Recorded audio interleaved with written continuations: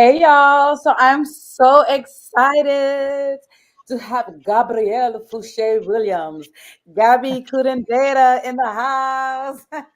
We go back a long, long, long, long, long way, and I'm so excited. But I'm gonna go ahead and have you introduce yourself, so that everyone can know who you are. Welcome, Gabby. Thank you. Thank you so much. Yes, we do indeed go back a long way, and I really appreciate you having me. So, my name is Gabrielle Williams, or better known as Gabi Curandeira, which just means Gabi the healer in Portuguese, which kind of gives you a bit of a insight into who I am and what I do. I am a holistic healer. I work with sacred plant medicines and another number of other healing modalities um, to, help people learn how to heal themselves essentially through ancestral techniques, through, as I said, use of the plant medicines, and just through returning to the wisdom of our ancestors, and just learning how to reclaim the healing of our lineage as we, kind of step forward into this new world that we're going to need to be the good stewards and the creators of. So, and I'm also a teacher. I'm a high school performing arts teacher, and I'm also a mom. All right, welcome, welcome. I'm so excited. So we met back when, like in 2011, it must have been, or 2012. Yeah, I think it was 2011 or 2012. Yeah, so something like that. Mhm. We met, and at that time when we met, you hadn't done ayahuasca or hape or anything yet. No, I had only ever worked with mushroom medicine in a more recreational capacity in my youth. Um, but no, I had never experienced any of those things. Right, right. And so your first time was with me, or how was that? I'm trying to. So I think it was my first like really deep like spiritual experience in a group setting, and just really in a really in that deep way was through my connection with you, and through kind of the sisterhood, the circle of women that you introduced me to, and that I had already kind of been meeting on the in different kind of piecemeal ways when we were all there in Brazil during that time. This beautiful circle of Black and Brown American women that had found a soul home in Bahia, Brazil, and we found each other and became, like a sisterhood circle. And I think one of the first things that we did was some family constellation work Yeah. and self remarriage work. And so that was my first like kind of taste of what was to come. And that was with you. Oh my God. And that was so amazing. I remember we went and we married ourselves. We went to uh Diogo. yes, we had on our white dresses, we said our vows.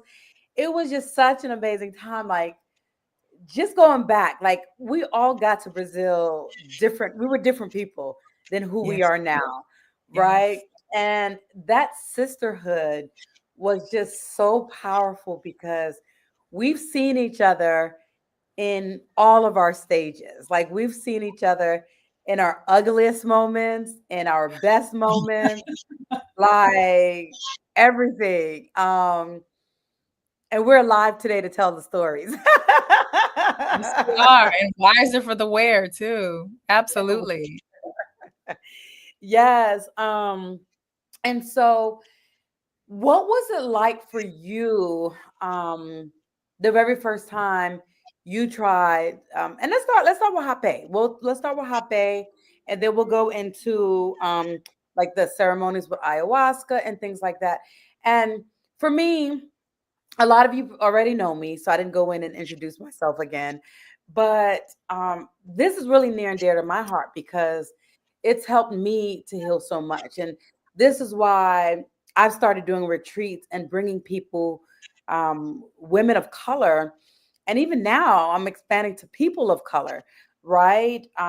Men, women, however you identify, because this work is so needed, it's needed for everyone. And I Mm. know that not only myself, Gabby as well is doing some amazing work, doing retreats herself as well. We're both out there doing retreats because we've experienced the healing of this, and it's helped us with so many different traumas and just stuff, right? Like our stuff. And so I feel like this is important to talk about so more and more people of color know that this exists because, you know, a lot of people are going and doing these retreats, these plant medicine retreats, but looks a certain way, right? And so it's like to be able to go and say, hey, I can relate to someone because they look like me, they identify as me, they understand what I'm going through is a different thing, It and is. so No, this I is a just wanted to out agree with there. you. That's extremely important. That you know we as modern day medicine bringers of ancient traditions, that we understand that this way of working with sacred plant medicine and with the other healing modalities that we do comes from our ancestry and from our lineage. And so it's a reclamation, and it's important to do it in a way that is culturally responsive to the Black and brown women that we serve and the Black and brown folks that we serve. Although the medicine is available to all, being able to work with folks in a way that is culturally responsive, is really understanding of the unique ways that inhabiting a Black and brown body in this society affects everything. Understanding intergenerational trauma that we can carry, as well as the intergenerational gifts that we often need to invoke and reawaken, and just knowing the language of our ancestors when we're in ceremony, to using, working with medicine music that resonates with our ancestry. I mean, I can't overstate the importance of that enough. Um, and being in spaces where this deep healing is occurring, where we're going deep into our traumas, and ascending high up into our healing. It's important for you to be with medicine practitioners that understand where you're coming from in those really important ways. Exactly, exactly. And to know that we are all over. Like you're in a DMV, I'm in Atlanta. I go to the DMV, I go to New York. We both go to Brazil often, when we can. So it's not that you just have to go to Brazil. It's like we're here too in different Mhm. places so you can connect and do the work, right? So let's start with Hape because Hape is probably like one of the first things that people kind of try before going into ayahuasca. Outside of me, because I did ayahuasca first and they did hape Same. at the same time, right? But a lot of people have tried hape first and then think about ayahuasca. What was your first hape experience and what did it do for you and how did it help you? Um, I think my first experience was after an Aya ceremony. I had done Aya, worked with Aya medicine for quite some time before going for a hape, because seeing our Yeah. shaman, one of our shamans, one of our elders down in Brazil, Shaman Marcelo, he gives a Yes. very strong blow of the hape medicine. Um, and just seeing people having that visceral reaction to it, I was like, Ready. Like not ready for I don't think I'm that. ready for that. And so I think when I first really connected with it deeply was uh, vivencia. I don't know how you say it in English. An Maybe just experience. yeah. Workshop Yeah, maybe. yeah. It was workshop, but it's like very like Right. different than It's a just workshop.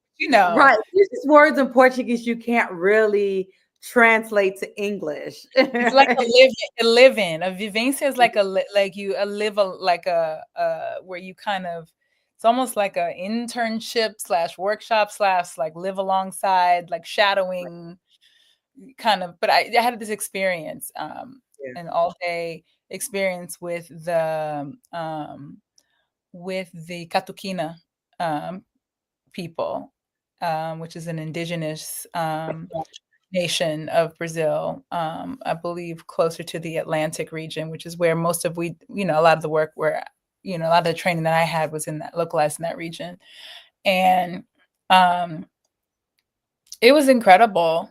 We began the day by making hape, working with the sacred blend of tobacco ash and herbs and things, and singing into the preparation and doing the pulverizing of it, and like doing the ritual of the making of the medicine. So that was really incredible. Just in terms of what we call building relationship with the medicine, because these are entities, these are not just substances or chemical compounds. It's like they are special, that all things carry life, and they Yeah. these medicines are like, um they're entities, they're Mhm. spirits, and so connecting with the spirit of Grandfather Hape, and the prayer and the ritual of it all, and then so that was extremely illuminating, and then just having that deep experience of, I just remember when I took the sopro, the blow, through um, the tepi, um, which is the instrument to blow the medicine through up the nose. It was, I'm very sensitive to all the medicines, so the burn of it, overtook me, and my whole body kind of ricocheted, this Yeah. electric, lightning feeling, almost like electric, currents going up into your brain, and then it just kind of softened. Yes. And it And you was just melt. like, yeah, it just reaches up in there and grips your stuff, and, you just kinda, Mhm. and it just was so grounding, and I just remember being in this, almost this beautiful void, in this silent space, um, and I could feel this very grandmotherly energy kinda come up Mhm. behind me, and she was just like, "I'm with you," and it was just this beautiful experience of just, Mhm. the rushing thoughts had quieted, um, you know, um, it it was like everything, the world fell away, but I was very, very present still. It wasn't, it was just very grounding. It was incredible, and I felt Mhm. such peace afterwards, and just I remember tears rolling down my eyes. Yes. You know, and just I just noticed that oftentimes when I come to the Hape medicine, a lot of answers, to Mhm. questions, a lot of really clear and concise communication from spirit realm comes through. Mhm. Just a lot of beautiful things that come from the silence and grounding that it brings. Yes. And it's so interesting because that's one of the things that for me it's like it's so sacred and it's all part of the process. And so they have different types of tepes and the kuripis as well, right? They have the single nostril and the double nostril. And I know I've met some people who prefer to just do the double nostril, just they're like, oh, just to get it over with. For me, I prefer the single nostril because it's a Same whole process, and I don't want to feel like I'm skipping over to just get it over with, because it's like it's process. sacred, right? It's sacred, and it's the process of feeling one go in and that It opens electric the door. feeling, opening the door, yes, Mhm. and just like, and then the second one becomes even more grounding, right? Like it feels like it just, right, like it's a whole process. It's a whole experience, like that vivencia. It's a whole experience, and for me, I don't want to like cookie cut and just be like, okay, let me just do both nostrils and then get the message. So, and it's so interesting how there's just the different tools, and there's just it's a different process, and different people like what they like, and so there's no judgment, but this is how I like to experience it. And same, oftentimes, and I say all the time, like you receive downloads, right? And like Yes, you receive big downloads. answers, right? And so it's like I never even sometimes I just sit down and I'm like, I didn't know I had questions or needed to receive something, but you receive the Yeah. download, you receive what you need. And Mhm. so today, I was telling Gabby, I came back from New York and I wanted to do the live yesterday in New York, but my throat was hurting, my cycle started, and I was just out of it. And I came home and I was like, you know what? I got some hape rose, hape made with roses, Mhm. still the base of tobacco. But I was like, rose is great for the women, the reproductive system, connecting to Mhm. that feminine energy. So let me go ahead and do that so I can just kind of um get grounded and in myself. And I did take some ibuprofen, which I normally don't take, but only because I Right. had the live, just so I can kind of real quick get, you know, Mhm. okay. Mhm. But yeah, I had the rose. Oh, and I even had my little heating pad. So I did my hape, put my heating pad on, and I was like, I got grounded, and I'm like, okay, I'm ready for this live, right? Mhm. And it's Mhm. like we have so many different medicines, and it's like, okay, let's use what we have so that we can connect to ourselves, connect to our bodies, and Mhm. and so it's great having these different tools and these different medicines, you know. And those of you who are on here, hey Nia, I was about to say, those of you on here, come on and say hello. Hey girl. So Nia is one of the sisters that was with Gabby and I in Brazil, doing that work, doing that healing experience, Yes. going through it all, you know. It was like a So movie. say that again. It was like a movie. It really was. So, you know what? I just connected Nia to my niece who is in film school to be a director. And I told her, I said, girl, Jay, you're gonna have to direct our movie. You're gonna have to direct this because we need to have a documentary of Some of the our things time you've done and seen, unreal. in Brazil. Mhm. So you know what? We about to know we got a director to making. Bania Coven member. Yes, you are a Congratulations, Coven member. absolutely.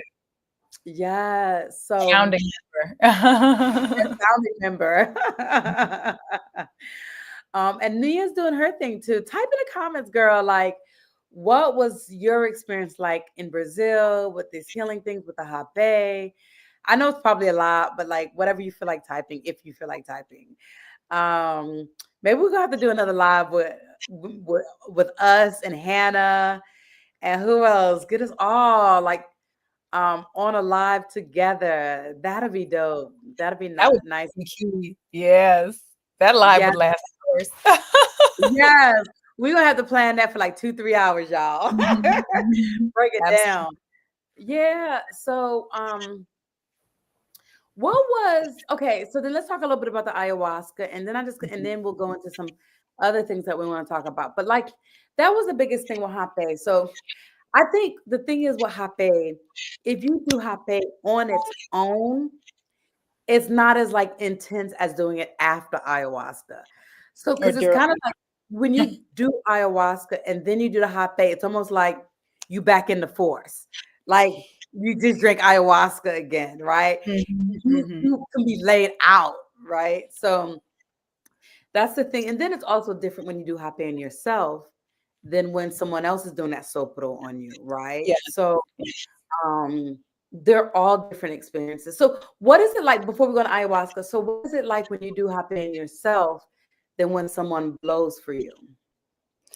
You're saying what is the difference between the self-application and someone else doing it for Yeah, me? for you.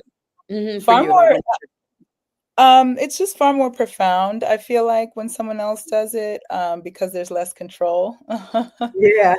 And there are different sopros, there are different styles of blowing hape, that are named for different animals and that have a different purpose and all of that. And so depending on what sopra the other person gives you, it can be a lot more intense. You also are receiving like the divine assistance of that person's energies and entities as well, you know. Um, it can be it's very expansive, and it's also just more intense. Like when someone else does a hape blow for me, I have to like it lays me out. It Yeah. lays me out flat, you know. So, Right. um, Right. And you and know, and let's talk about the dangers of that too, because I tell people all the time, right? Like, I won't accept the blow from anybody, oh right? yeah, you Like, can't. Just like you can't accept medicine from just anybody. That's not a. There's a that people like to use it as sometimes in a I guess more of a. There are a lot of inexperienced people in the medicine spaces, as we know, and so that yeah, taking it you don't take a sopra from just anybody. That's not. right, Yeah. right. And you're taking on their energy. So like if they haven't gone through their stuff and they haven't worked with their stuff, it's like that can come onto you, you know. And like you said, I've seen people out here on Instagram and TikTok who do combo, sanaga, all that stuff. And I'm looking at them posting the combo and they're putting it in points that I'm like, I wouldn't do that. Like, I don't give the medicine combo, but I've received it several times and I've learned about it, right? And I'm just like, they're putting it in a place that's dangerous. So you can't just go to anyone, right? And Yeah. I've met people here that's been working with Hape, doing Hape, and they've never been initiated. They never learned how to do it. They've never been taught. They didn't, you know, go through like we did, right? And they're just like, oh, intuition told me how to use it. My ancestors told me how to use it, right?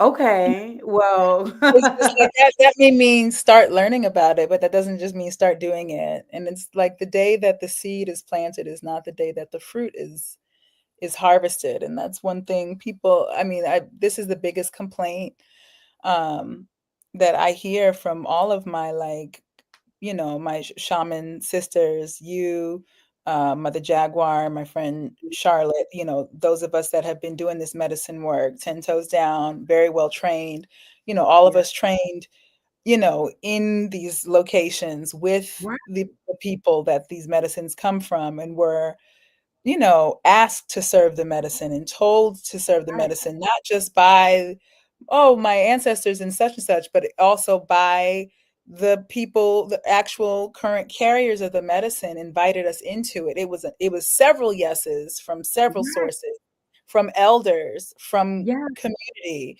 It's like it's not just one yes, and it's like right, yeah, there is a beautiful thing that happens when you hear a calling, but you yeah, also have to check in and make sure that it's not just ego. exactly, exactly, You have to make sure, and it has to be more than just, there's a really big. It's very important never to I can never overstate the importance of elders and having yeah, elders to sit at the feet of and learn these skills from, and just the extensive training and experience to be able to do right by people, but also even more importantly, not do wrong by people, which is exactly. what can happen with inexperience. Yes, yes. And so that's a big thing I always say, if you're gonna work with someone, vet them, know who you're working with, who did they learn under, you know, because this is a sacred medicine, and when you abuse it, things could happen. Like you can get negative entities can come onto you and follow you. I've seen people who went and did ayahuasca with someone who they should not have, or whatever, and the next thing you know, they're having a psychotic break. Like things happen, so you need to just, you know, make sure you're working with people who are trusted and have done the work. And Yeah, and I that's mean, not according to how many Instagram followers they have or anything like thank that. you. Yes, yes, thank you. Because I know people who got like who are great with marketing, and there is a difference, right? That's all it There are is yeah, exactly. people are great with marketing, and they make it look great, and they got like a million followers, and they're like, I do this thing. And then you might look at someone who has 1,000 followers. Like, I'm not great at marketing, but I'm great at what I do, right? Right. And people might be like, oh, let me go to this person who has 1 million followers. That It's is actually not the best indicator. It's actually not a good, like, it's word of mouth. And also, do the yes. people, I always, so I have a guide on my page, on my IG page. There's a carousel, like a swipe through, that you can look at. I think it's pinned. I'll make sure I pin it to the top of my IG page. It just, it has vetting questions and things to think about when choosing a medicine practitioner. And really, the top of mind is, do they come recommended from people that you know? Everyone that has found me through word of mouth. Some people Yeah. found me through my online presence, but like, they they vetted me. They asked me plenty of questions. And there is a harm reduction intake process. There's a lot of training that goes into that. And it's just really important to know that some of the most experienced, skilled people, talented people in this space, we move very quietly. Right. We're not the Right. best at marketing, because what we put Right. our focus on is the healing, Exactly. Exactly. which presents Exactly. challenges to us and our business model and all of that. But it's just like, we're always going to be heart and spirit and medicine first, and all of that other stuff will fall into place because Mhm. of how we've been ordained and trained. Yes, exactly. Exactly. I love it. Peace, peace. Those of you who are coming on, say hello. Let us know you're here. If you have any questions about plant medicine, about healing, let us know. Write it in the comments so we can answer the questions. If you have specific questions to us, yeah, ask. This is your time. So, um, what do you think? Like for me, I feel like Hape. I'm going back to Hape again, and then I keep saying we're gonna go to ayahuasca. We will. And there's so many different plant medicines, right? Like Hape, ayahuasca, cacao, jurema, San Pedro, or wachuma. Mushroom. There's so many Psilocybin. different. Yeah, so psilocybin. Thank you. So there's so many different types of plant medicines, right? So I don't want to limit it. Um, and we'll try to touch on a few in within this hour because I want to respect our times and not going for 2, 3 hours because we could really talk about this for a long time. We really could. um, I forgot what I was about to say now about the hape, About but Hape. yeah, but what was I going to say about it? So with hape, there's so many different types of hapes, and they could be used for different things. Because oftentimes, I have people who ask me, "Oh, when you go back to Brazil, can you get me the strongest hape?" And that's what they're like. Can you give me the strongest hape? And I'm like, "You want the strongest hape? Well, why are you asking me for the Hi. strongest?"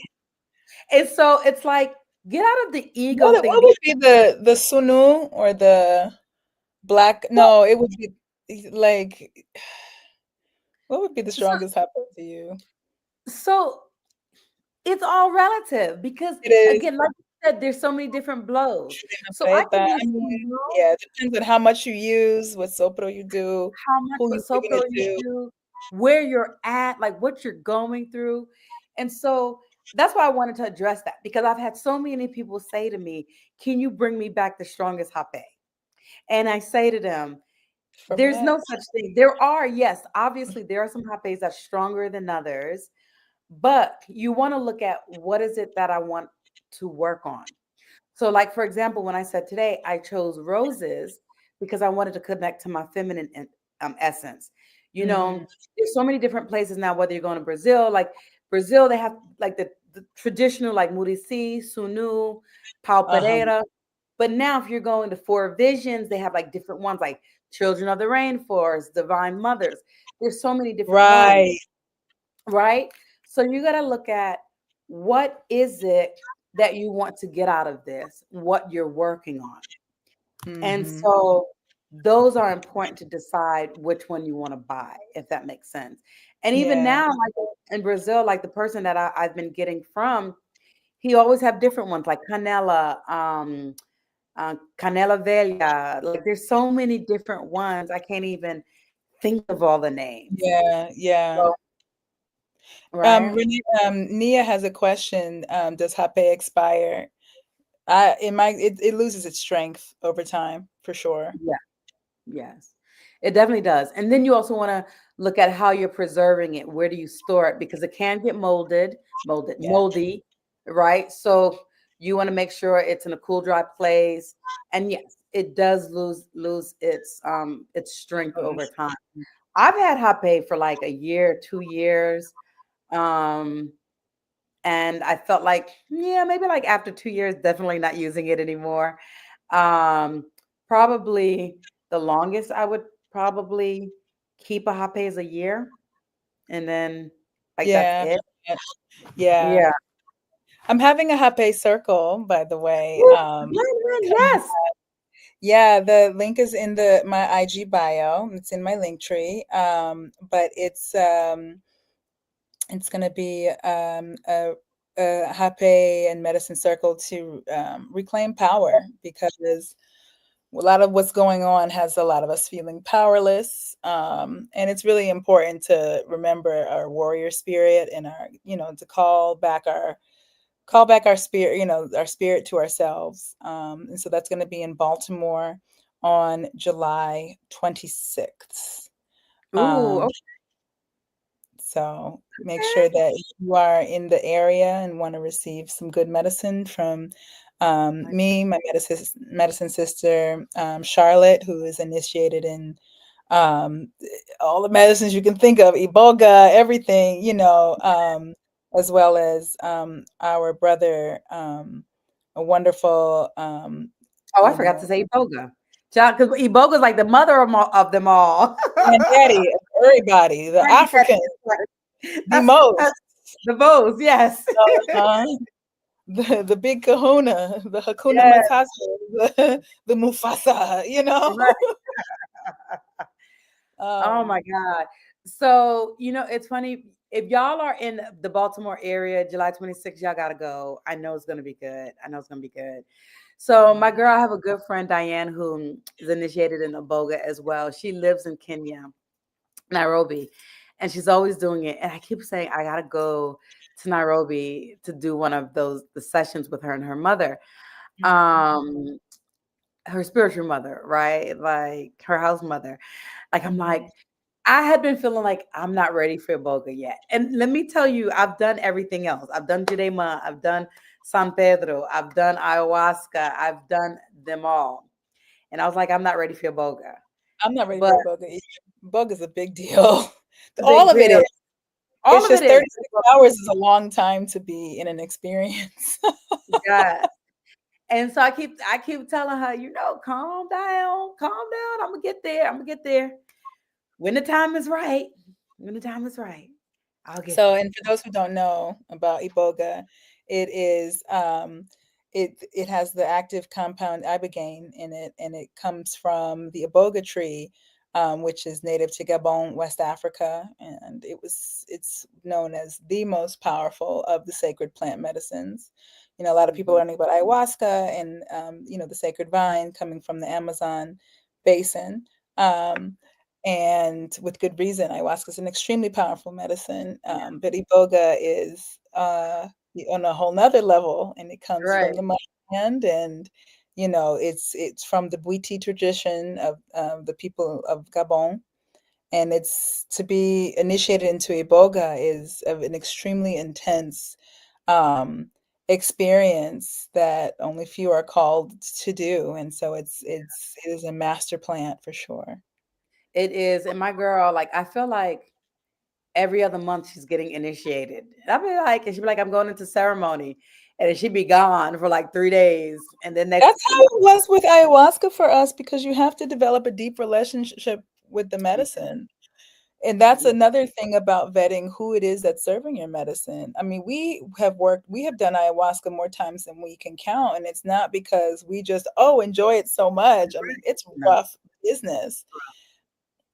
But to serve it to other people, you have to understand the energy of the medicine. You have to build a relationship with it. It has to Mhm. get to know you, you Yes. know.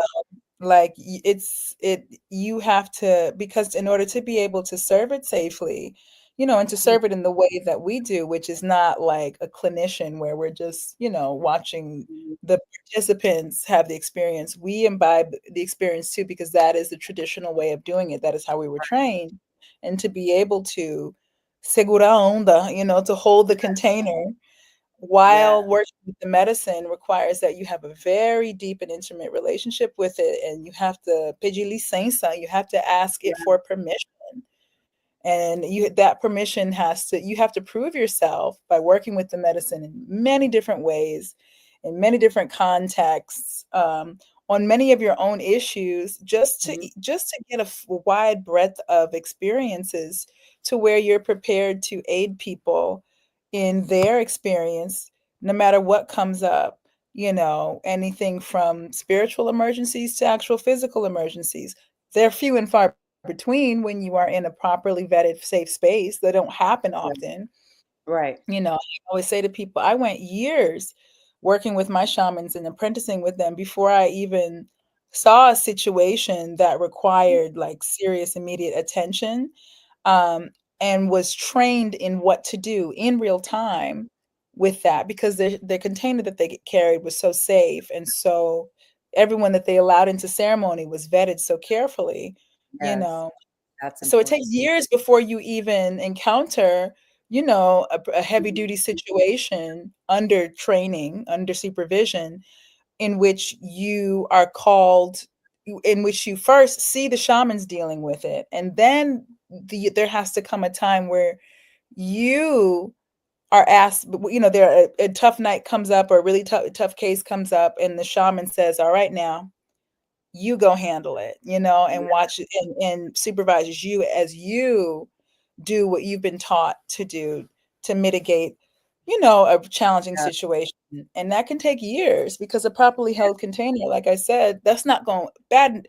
Those, nights where a lot of intervention and a lot of heavy lifting on the part of the shaman and the practitioners is required. Those are few and far between in a properly run ceremonial space. Right. Right. Exactly. Exactly. Exactly. And and in my training, I taken ayahuasca for years and years and years. And then my last 3 weeks, right, I did a 13-month training, medicine woman training. In the last 3 weeks, we spent 3 weeks in the Amazon with the Catuquinas, the Huni Queen, the Yawanawas. We did ayahuasca 9 times in 3 weeks. Nine Mm. times in 3 weeks. And so, and technically, I was trained to work with ayahuasca, but that's not for me. I don't feel like that's my calling. Like my calling has been to work with the hape and Mhm. cacao, right? I'm trained to also administer combo, but for me, I don't feel like that's my calling. For me personally, That's a really good point, to really mhm, tune into what medicines just are calling out to you to work with them and to listen. Like, like, yes, you're trained, you know how to do the thing, but it's just like your relationship is much deeper, in these other yeah, ways. Okay. yes, exactly, exactly. So, um, I am bringing people in January to Salvador to do ayahuasca, and it will be the Huni Queens who will be leading the ayahuasca and the Mhm. combo and the sananga, um, and hape. I will also be doing hape, but I'm leaving it to them, and I trust them and I know them, and they're great, Yeah, right? I love the And honey queen. yes, love the Honey Queens. And so we're going to be doing that in January. If any of y'all want to come out, January 27th to February 5th. And we're also going to honor and celebrate Imanja. So I we're was going gonna to do, say, doing ceremonies around Yemanja time is that's one of my favorite ceremonial. That's one of my favorite times in like the liturgical calendar, because it brings in yes, the indigenous and then the African, traditions. yes, It's a must do for any descendant of the diaspora. It really is. Thank you. It really is. It really is. So, um, and I'll be back. I'll be in Salvador again in August next month. Doing a retreat, and then November, and then January. That's mine that I'm doing. The other ones I'm going to be working. Um, Other people who are leading, but I'm excited about that because, like you said, that is a great time. Um, and so, what do you feel like? What was your biggest transformation, Gabby? Like with after doing all of this, all of this medicine. And look, y'all, we're not saying that we're perfect and we're all healed, right? Because life is a process, it's a journey. So we're constantly evolving, we're constantly growing, we're constantly healing and working on ourselves, right? It's Mhm. a day-to-day process. But for you, what do you feel like has been your biggest transformation being in Brazil all that time, studying, doing these medicines, all of these the different plant medicines that you've done, how have you what did you see? How did your life transform? Just the biggest transformation was just the deep process of peeling back the layers of myself and Mhm. opening me up to seeing the divine in action. Yeah. Um, Connecting with my ancestors, connecting with, my mother who passed away, connecting with God in a way that is unlike anything I had ever experienced. It was kind of like, wow, okay, y'all are all here. It's real. And so that layer of the onion was kind of the first big thing.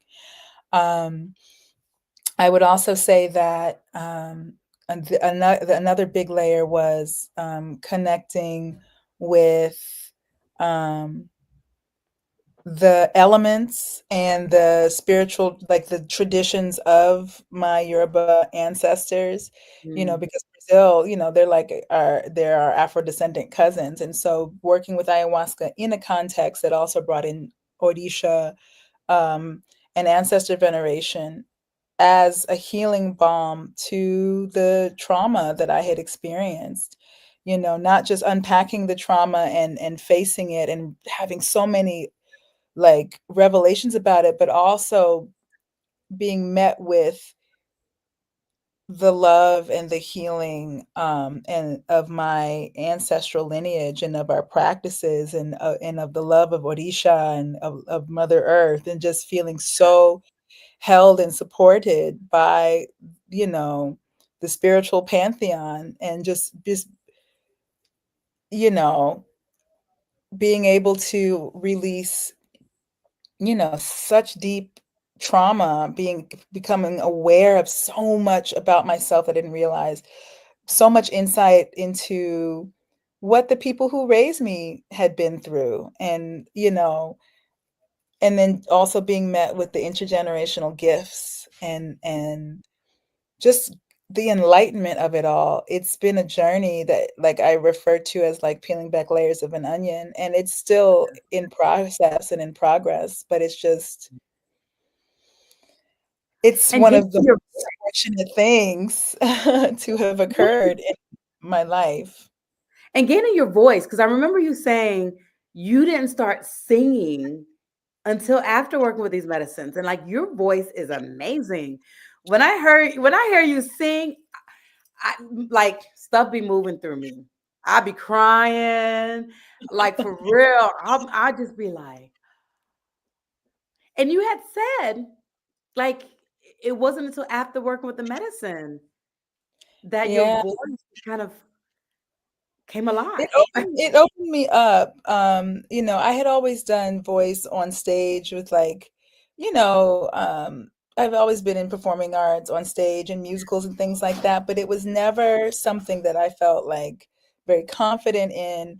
And there was a long lull between like high school and in my mid 20s when I discovered ayahuasca discovered me, where I just kind of my throat chakra was just closed, and Yeah.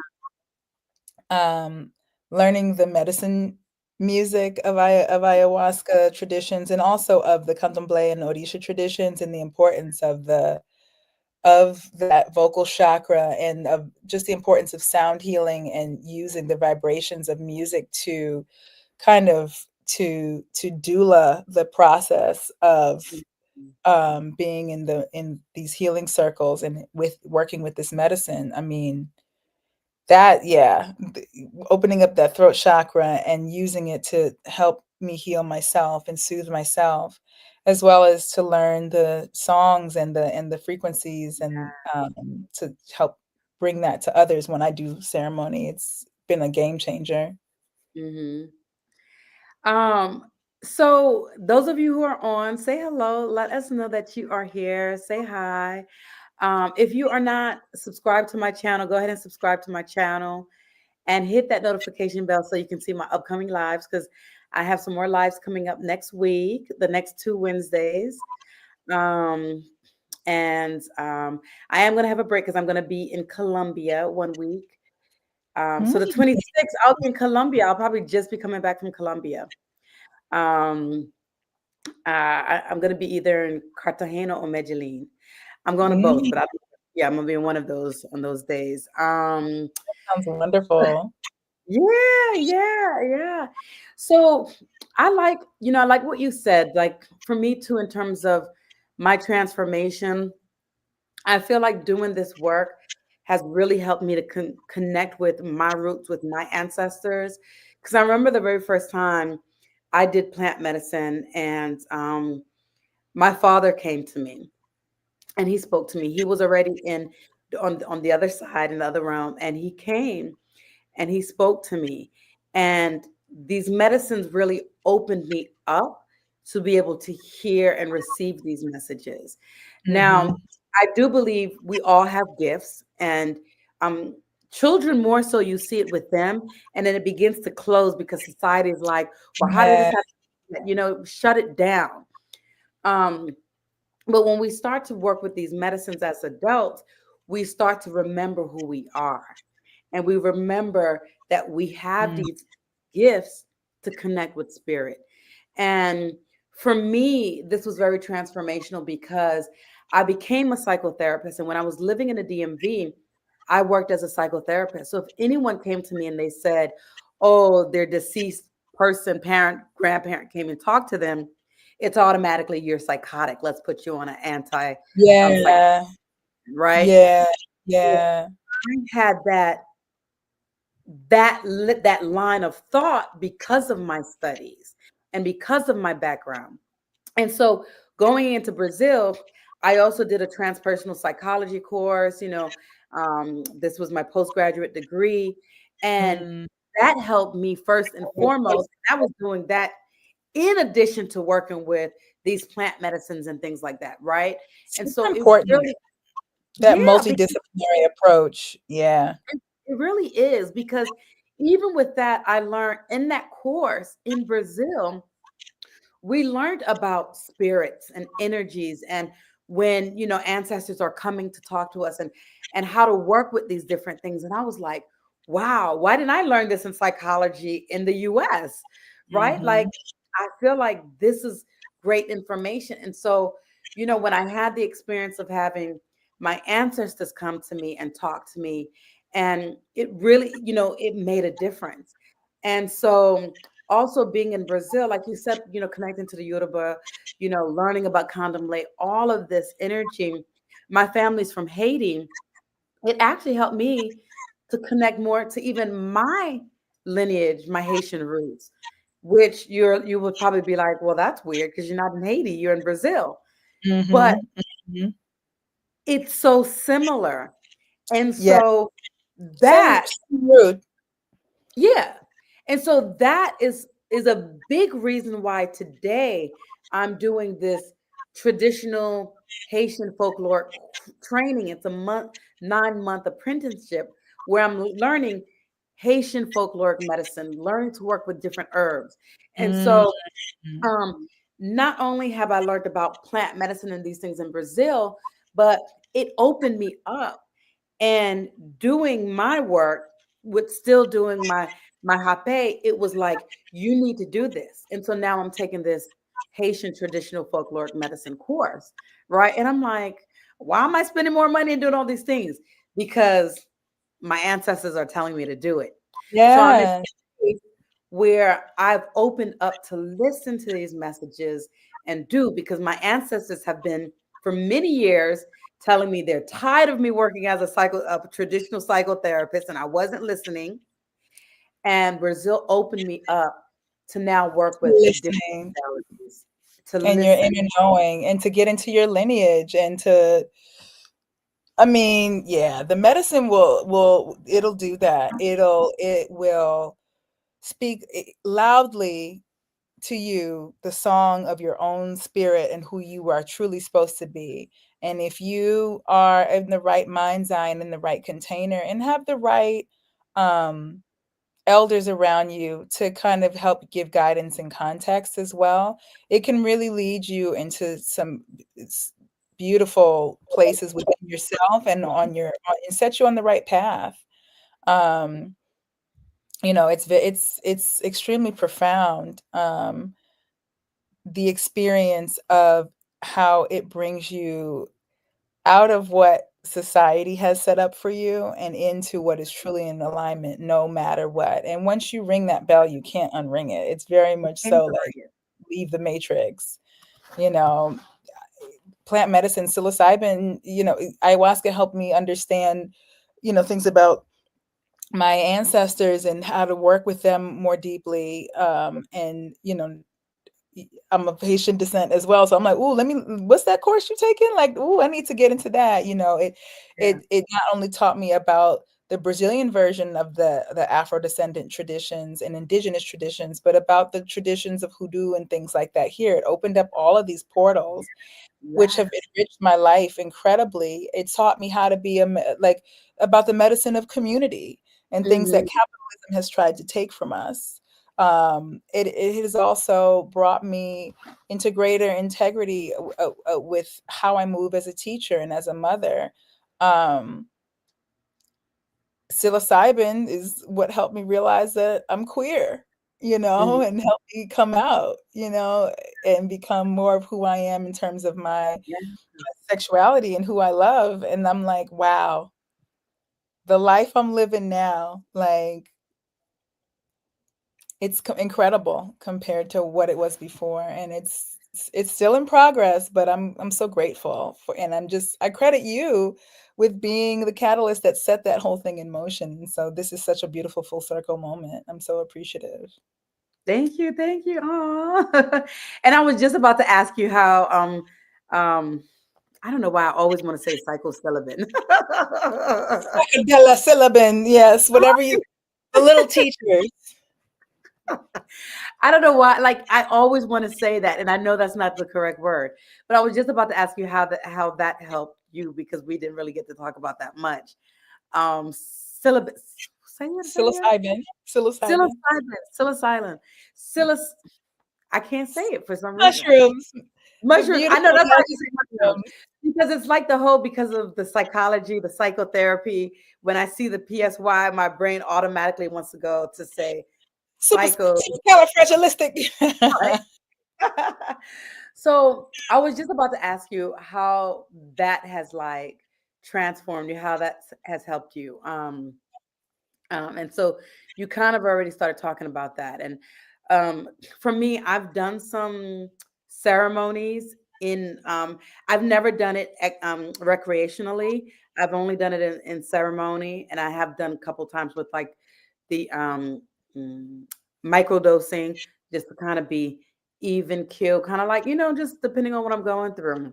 Mhm. Um, and so in those ceremonies too, I have gotten information like of what I should be doing. And I only got into that because I'm like, well, if I've done ayahuasca, I could do this, right? Because I had never done that before, right? And so I'm like, okay, so, but I've done it in ceremonial fashion, and I've gotten a lot from it. Like, it's that to Yeah. me, it's very healing as well. It's extremely healing.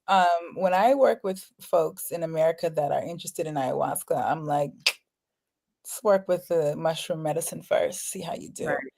You know, mushroom medicine, you know, because of how many people come into knowing of it, usually recreationally, first, they think they don't know of it as, or kind of see of it as, on the same level as ayahuasca and things like that. But it's just like, take enough of it and sit down in the dark and do it in a ceremonial context, you know, in the way that, you know, Priestess Maria Sabina, you Mhm. know, and her lineage, which is the first, you know, she's a Mazatec um, priestess, you know, of the Mazatec people of India, Mazatec Indians of Mexico, who was the first person to reintroduce psilocybin medicine to Western folks. There's a lot of research that can be done about her, but you know, she would do these candlelight ceremonies, very intense, you know, and I mean, it has a different energy than ayahuasca, but very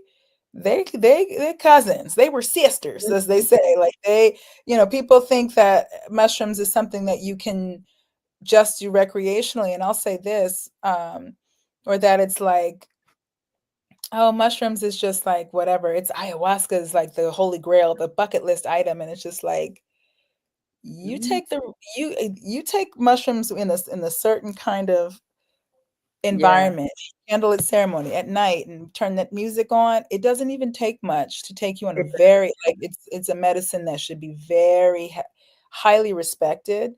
especially if you are taking psilocybin with a trained medicine woman. Yes. My mushroom ceremonies take on the characteristics of an ayahuasca ceremony because that is a medicine that I also carry, and it's gonna give you what you need. And Yes, it will. psilocybin has been such a, especially through the pandemic and a lot of these times, you know, ayahuasca is, you know, it comes from the rainforest. It does not grow just anywhere. Right. It requires a very tall tree canopy, the capi vine, the Banisteropsis capi vine. I mean, they're very large woody vines, and they Mhm. require huge tree canopies to grow. I mean, the ayahuasca vine is as large as my arm. Um, Yes. one of the main two ingredients in the ayahuasca brew. And those kind of canopies, this is an Amazonian medicine. And so, in order to get access to it, you have to go into the rainforest or to bring it out of the rainforest. And we know what conditions the rainforest is under right now, Yes. and extreme environmental pressure and extraction. Ayahuasca is actually being over harvested. It takes a Mhm. long time to grow. Same thing with peyote, with Yeah. cactus, or the bufo frog. I mean, a lot of these medicines people just overuse. And Yeah. what I love about the sacred mushroom is that it is our oldest ancestor. It was here. The mushrooms have been here for billions of years, and they're Yes. going to be here. And they Yes. grow Even if they're everywhere. not. And they are ubiquitous. And every single culture on the planet has Yes. had contact with them. And they are sustainable medicine. They can grow everywhere. They are connected everywhere through the mycelial network, you know. Uh, Mhm. there's this beautiful song called Mycelium by the Beautiful Chorus. And they Ooh, I love beautiful chorus. that Mhm. song is so good. And it really, it really captures how dear that medicine is to my heart. You know, they say, here beneath your surface, an underground universe is thriving, fully alive, sentient and nourishing. We're elegant and flourishing, mycelium. We thrive, grow deeper, heal your. Yeah, I mean, they're amazing. Like, we Yes. every step we carry nutrients, sentient and nourishing. We're elegant and flourishing. It's just like, have you vision? Can you see us? Are you listening? Share our wisdom. Like, I'm so thankful for this medicine, you know, that, you know, the ayahuascas and the ibogas and the hapes and the cambos and these beautiful rare medicines that you must go on these pilgrimages to get in contact with. Can you But hear then, it? yes, Is that it? Hold on, let me put it on. Mhm.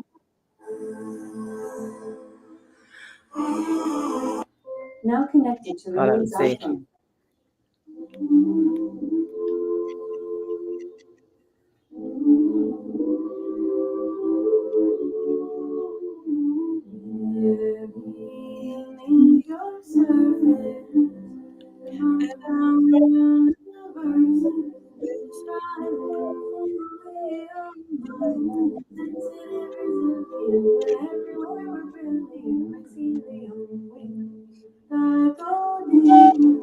Yes.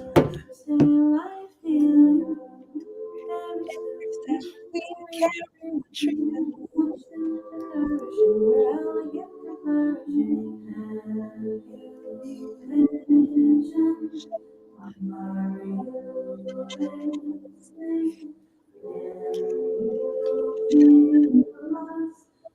shape.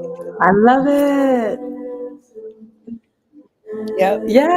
That That's is what so that's what yeah. they've done for me. They're these beautiful. We call them the little teachers. Maria Sabina, the priestess of the magic mushrooms. She is such a model of how to be a good steward of the medicine, even though, her sharing the medicine led to her demise. And so every time I introduce people to this medicine or imbibe it myself, I make sure that we come back to the sacredness of it. Just because it's ubiquitous doesn't mean it's any less special or that it's any Yeah. less intense. Because Yeah. I had ceremonies where folks that are used to doing tons of mushrooms and they thought that they were going to come up in there and just woo woo. I gave them a little bit and they were laid out dancing Mhm. naked in the rain. And so it's like, there's mushrooms are those are my guys. They're squirrely little guys. They're tricky little Yeah. trick. They're like, aha, you thought we were coming to play. You got some So process. do you do ceremonies often? Like, do you have one coming up? So I have one that I am considering doing for Lionsgate.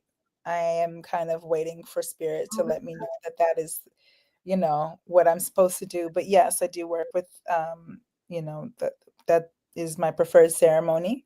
Okay. Um, and it is, yeah, I always do something around Lionsgate. It's a Okay. I extreme, love it. Well, yeah. I'm gonna see if I could be there. And Nia did say, what's the name of the documentary you weren't in about? Oh, about plant medicine. The documentary is called A Table of Our Own. And it's about Black plant medicine practitioners and Oh, I love reclaiming this it. space and bringing this medicine to Black and Brown people. And it's by Aizi Jama Everett. Can you write that? Um, I want to just that on here. yes, it's called it. And for some reason, my YouTube is not connecting to where I can join the chat. It's called A That's weird. Table Yeah. of Our Own. Mm-hmm. Yeah. Nia said, where can we watch it? That's yeah. So I just asked her to type it down so we can So so I if can put you go to at A Table of Our Own, actually, I'll show you so you know, it's available through like different film festivals. They tour with this, but it's not like readily available like through a streaming service or anything like that. But let's put up the name of the, is it um, connected? Is it in your bio? I'll put it in my bio, Okay, perfect. but it's A Table of Our Own official. And that's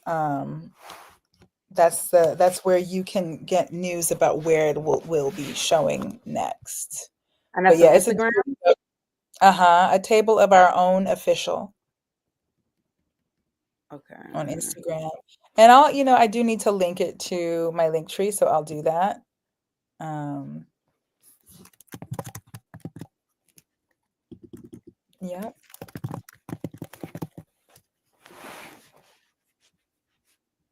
But yeah, that's an excellent resource for those who want to learn more about just these things we've been talking about and the fact that there are Black practitioners who are doing this work and bringing, the work, this Yeah. work from the ancestors forward, and also that are trauma informed and have been trained.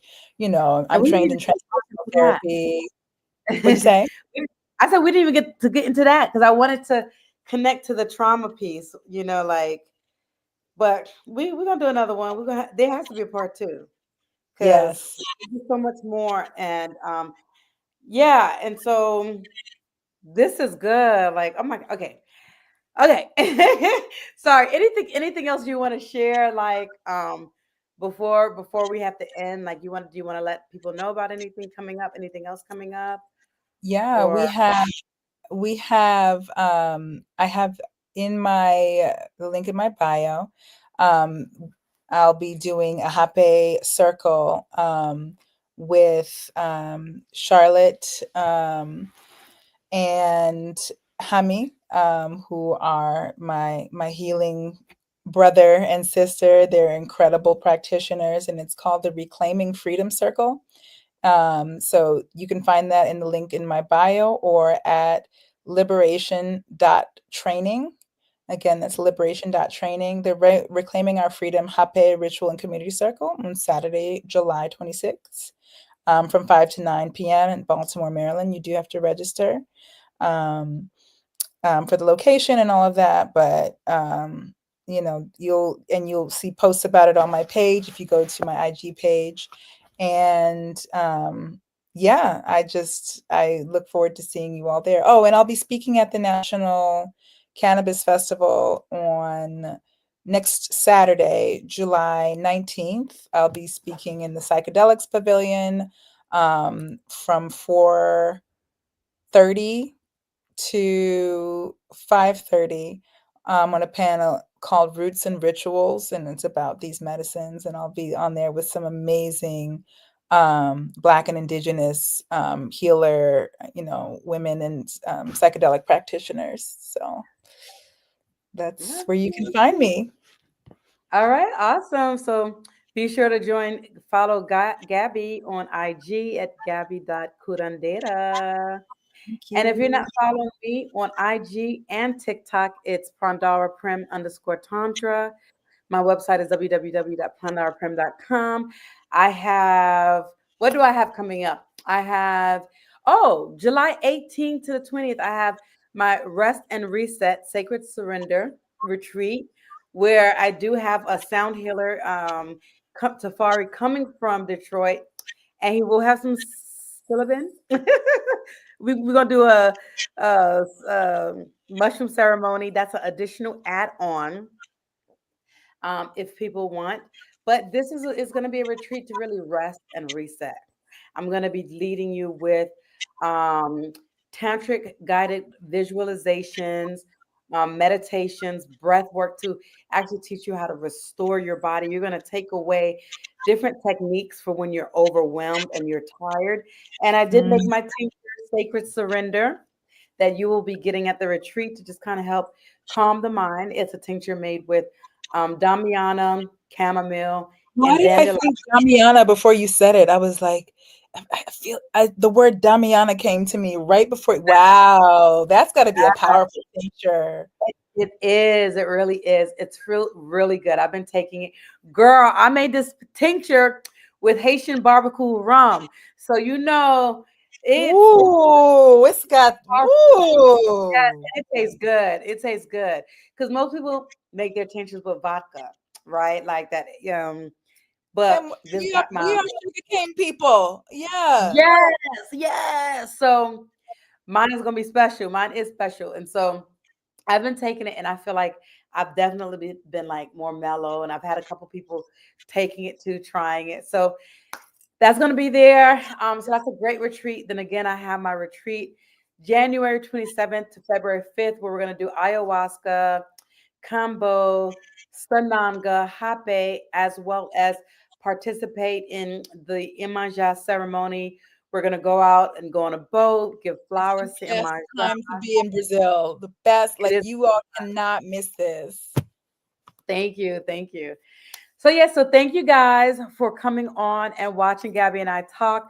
We're gonna have to schedule another one with Hannah. We'll have to get Hannah and Nia up on here and see See who Yeah. else, like, because I could get up to 6 people. So maybe maybe a couple other We people, just or need to maybe bring the coven together and like get I into know. it. We gotta get Tim on here. Can you Oh imagine my him? God. Telling stories. Oh, And Sechi. Brian. Oh my And God. and Sechi. And Sechi. Sechi and Brian. Oh my God. Yeah. We gotta do it. We gotta do it. Tim wouldn't do it, but Brian and Sechi may. Tim will be like, I'm not going on YouTube. But Uh-huh. No face, no case. I get it. right. All right. Love you. Love you too, my Thank you so much friend, for my coming on. sister. All Thank you, right. everyone. Yeah. Blessings. Thank you everyone for watching. Feel free to share this if you thought it was helpful, got some information, share it. And the replay is up. So if you came at the end, you can watch it again from the beginning. All right, love you guys. Bye. Thank Love you. you. Bye. Love you. Bye.